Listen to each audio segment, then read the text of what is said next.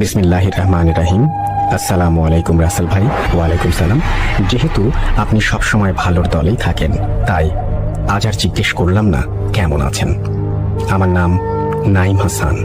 ফরিদপুর জেলার মধুখালী উপজেলার কোনো একটি গ্রামে আমার বাড়ি।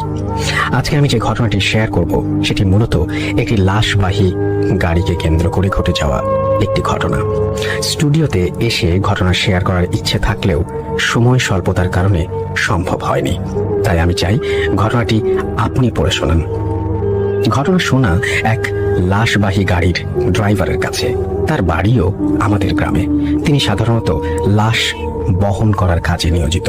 তার নাম রাশেদুল ভাই। এবার আসি ঘটনায়। একদিন তার ডিউটি শেষে রাতের দিকে ঘুমানোর প্রস্তুতি নিচ্ছিলেন।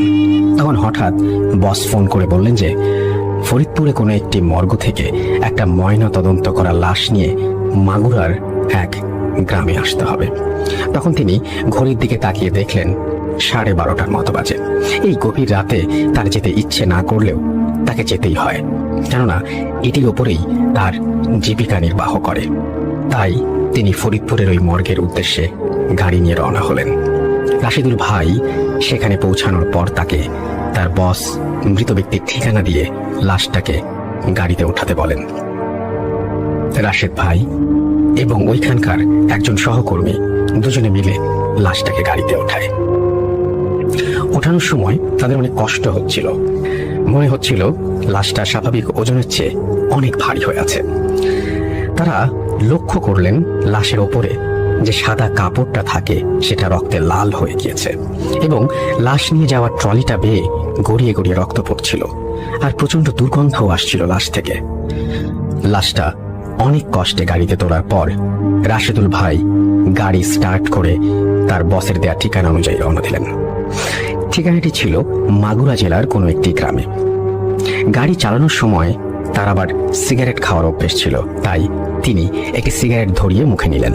তিনি যতক্ষণ গাড়ি চালাচ্ছিলেন সিগারেট খাচ্ছেন এবং সবকিছু তার ঠিকঠাক চলছিল, কিন্তু সিগারেট শেষ হওয়া মাত্রই তিনি অনুভব করলেন পেছন থেকে কেমন যেন ফিস ফিস শব্দ এবং একটা কান্নার আওয়াজ। তিনি ভাবলেন এটা হয়তো তার মনের ভুল। তারপর তিনি অনুভব করলেন গাড়ির ইঞ্জিন থেকে কেমন এক অদ্ভুত শব্দ আসছে, যেমনটা হয় অনেক বেশি ওজনের কোনো বস্তু বহন করলে। তিনি অনেক ঘাবড়ে গেলেন। তারপর তিনি ওই ফিস ফিস শব্দটা আরো জোরে জোরে শুনতে পেলেন, আর তার গাড়ির ওপর থেকে অনেক জোরালো শব্দে ঠক ঠক ঠক ঠক করে আওয়াজ আসছিল। একটা বড় হাতুড়ি দিয়ে লোহার কংক্রিটে 6-7 জন মিলে আঘাত করলে যেমন শব্দ হয়, ঠিক তেমন আওয়াজ। ওপরে কি হচ্ছে তা দেখার জন্য তিনি তার ডান হাত লুকিং গ্লাসটায় লাগিয়ে সুইচটা চেপে ওপরের দিকে ঘোরালেন।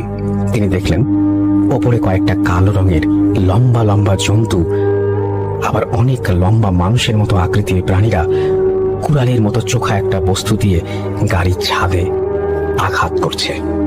এটা দেখে তিনি প্রচন্ড পরিমাণে ঘামতে লাগলেন। তিনি গাড়ির স্পিড বাড়িয়ে দিলেন, তাও যেন পথ শেষ হচ্ছে না।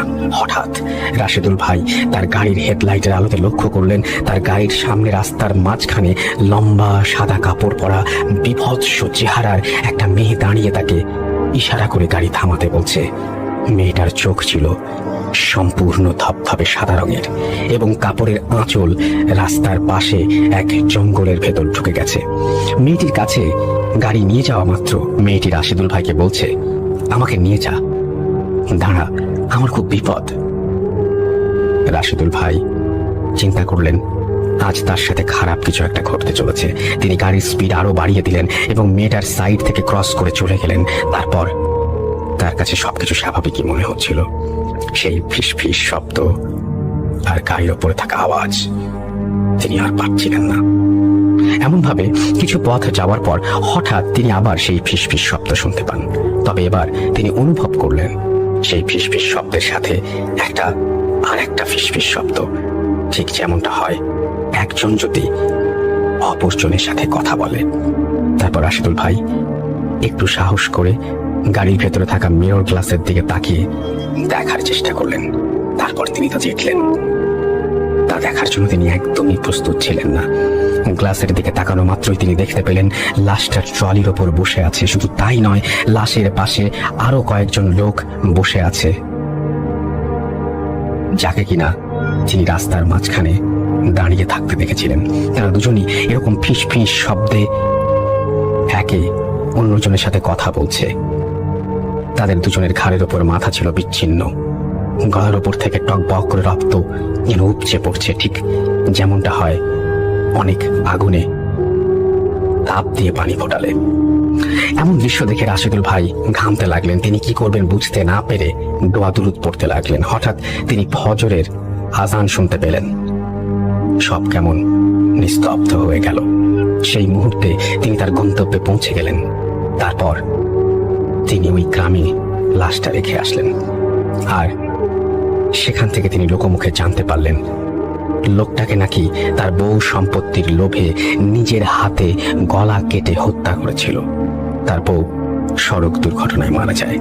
এই ঘটনা এখানেই শেষ হতে পারত, কিন্তু তিনি পরের দিন যখন ঘুমালেন, হঠাৎ স্বপ্নের মধ্যে তিনি দেখতে পেলেন একটা সাদা কাপড় পরা মেয়ে তাকে ডাকছে, বলছে, তুই আমাকে রাস্তার মাঝখানে রেখে চলে গেলি কেন? আমি তোকে ছাড়বো না। এখনো রাশেদুল ভাই ওই মহিলাটাকে প্রায় স্বপ্নে দেখেন। মহিলাটি স্বপ্নে তাকে ভয় দেখায়। তিনি আজও এই ঘটনার কোনো ব্যাখ্যা পাননি। তার মুখে শোনা আরো অনেক ঘটনা আছে, সময় পেলে একদিন স্টুডিওতে এসে শোনাবো। ধন্যবাদ। ভালো লাগলে পড়ে শোনাবেন, ঘটনাটি সিলেক্ট হলে আমাকে জানাবেন। তারপরে তিনি তার মোবাইল নাম্বার শেয়ার করেছেন এবং তিনি আমাকে একটা পার্সোনাল একটা মেসেজ দিয়েছেন, যে মেসেজটার কথা আমি আর এখানে বললাম না। তারপর তিনি বলেছেন, ভালো থাকবেন, সুস্থ থাকবেন, ভূত.com এর যাত্রা শুভ হোক।